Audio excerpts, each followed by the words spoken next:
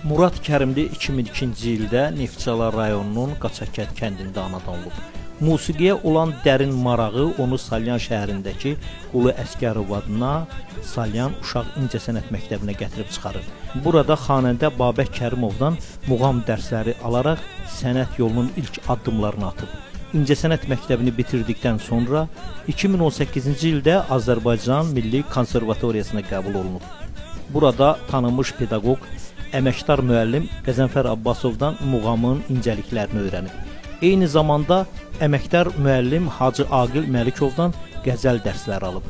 Təhsil illəri boyunca xalq artistləri Mənsub İbrahimov, Feruz Səxavət, Aygün Bayramova və əməkdar artist Zakir Əliyev kimi sənətkarların bilik və təcrübəsindən bəhrələnib.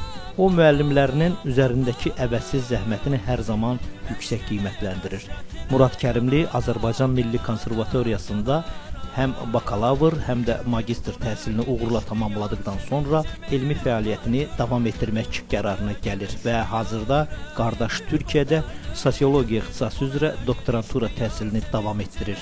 Azərbaycan xalq və bəstəkar mahnılarının mahir ifaçısı olan Murad Kərimli bir çox dövlət tədbirlərində və televiziya kanallarında yayımlanan musiqili proqramlarda uğurla çıxış etmişdir. Gənc xanəndə olaraq şəhid və qazi ailələrinin tədbirlərində təmənnasız iştirak etməyi özünə mənəvi borc hesab edir və bu missiyanı böyük məsuliyyətlə yerinə yetirir. Biz də bu istedadlı gəncə gələcək sənət və elmi fəaliyyətində uğurlar arzulayırıq.